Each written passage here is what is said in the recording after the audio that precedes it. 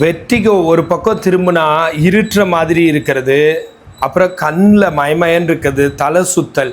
இதை தனியாக டீல் பண்ணக்கூடாதுங்க. வெர்டிகோவை மட்டும் தனியாக க்யூர் பண்ணணும்னு நினச்சா அது க்யூர் ஆகவே ஆகாது.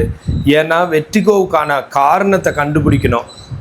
95% வெர்டிகோ சர்வைக்கல் ஸ்ட்ரெயின்னாலையும், cervical spondylosis, cervical spondylitis, disc bulge, disc protrusion, disc prolapse, brachial neuralgia இதனால் உருவாகுது.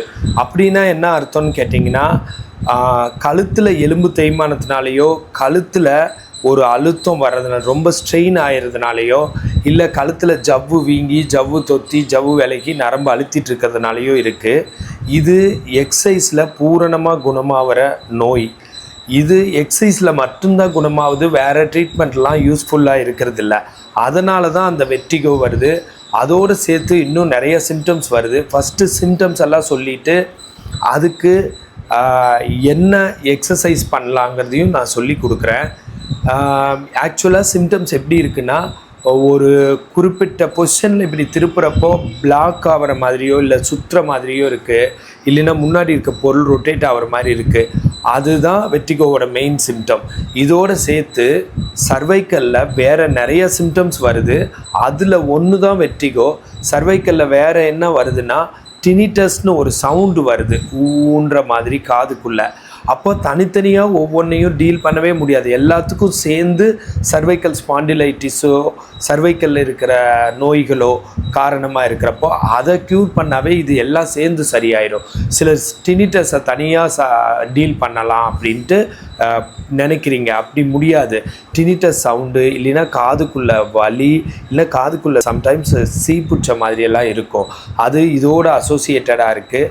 இதை தவிர தலை சுத்தல், வாமிட்டிங் சென்சேஷன் அப்படின்னா என்ன அர்த்தம்னு கேட்டிங்கன்னா, நாசியா, அப்புறம் ஒரு பக்க தலைவலி, மைக்ரைன், அப்புறம் 2 பக்கமும் தலை வலிக்கிறது, இங்கே குத்துற மாதிரி இருக்கிறது, கண் மயமயன்னு இருக்கிறது, தாடை வலிக்கிறது, பல்லு வாயெல்லாம் வலிக்கிறது, இங்கே சர்வைக்கலில் வலி வர்றது, அப்புறம் ஸ்டெர்னோக்ளைடோமாஸ்டைட், அப்புறம் ட்ரெபீசியஸில் வலி வர்றது, அப்புறம் ஸ்கேப்புலாவில், அப்புறம் செஸ்ட்லேயோ பிரஸ்ட்லேயோ வலி வர்றது, இந்த லேட்ரல் சைடு ரிப்ஸில், கீழே இருக்கிற ரிப்ஸில், நடுவில் ஸ்டர்னமில் வலி வர்றது, கையில் கரண்ட் ஊடுற மாதிரி, கை விரல் மரமரப்பு, அப்புறம் ஒரு குனிஞ்சாக வேலை செஞ்சால் வலிக்கிறது, அப்புறம் இங்கே ஒரு ஹம்ப்பு, அதாவது இப்படி கொஞ்சம் வீக்கமாக இருக்கிறது இந்த இடத்துல.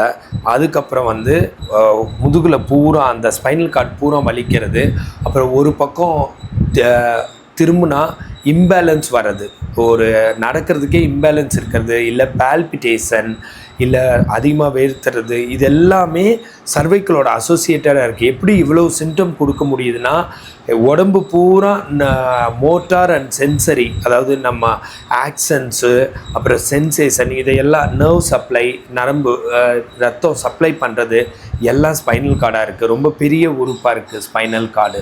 தலையிலேருந்து பாதம் வரைக்கும் போகும்னு வச்சுக்கோங்களேன். ஸோ அதனால் ஸ்பைனல் கார்ட்லேருந்து நர்வ்ஸ் அங்கெல்லாம் போகும். இப்போ சயாட்டிக் நர்வ் எல்லாம் பாதத்துக்கே போகும். அதனால் இவ்வளோ சிம்டம்ஸ் இருக்குது. இந்த சிம்டம்ஸ் எல்லாம் குறையணுன்னா அந்த சர்வைக்கல் மசில்ஸை ஸ்ட்ரென்த் பண்ணால் போதும், ஸ்டெர்னோக்ளைடோமாஸ்டைட், ட்ரெபீசியஸ் எல்லாம் ஸ்ட்ரென்த் பண்ணால் போதும்.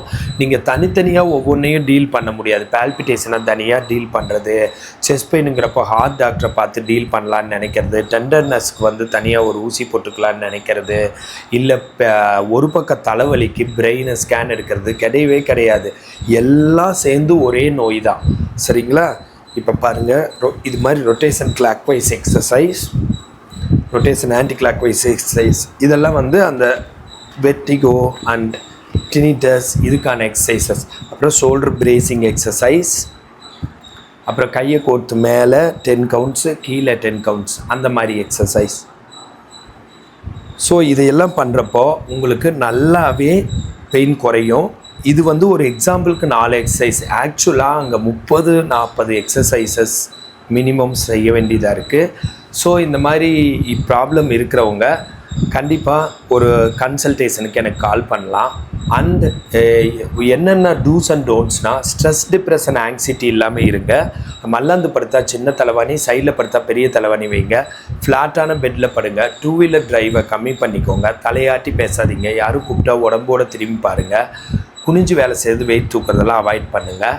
இந்த மாதிரி கொஞ்சம் எக்ஸசைஸ் எல்லாம் பண்ணி ஸ்ட்ரென்த் பண்ணிவிட்டு அதுக்கப்புறம் நல்லா வேலை செய்யலாம். இந்த மாதிரி ஹெல்த் டிப்ஸ் வேணா ஃபாலோ பண்ணுங்கள். ஃபிசியோதெரப்பி கன்சல்டேஷன் வேணா கால் பண்ணுங்கள். பிரகாஷ் ஃபிசியோதெரபிஸ்ட்.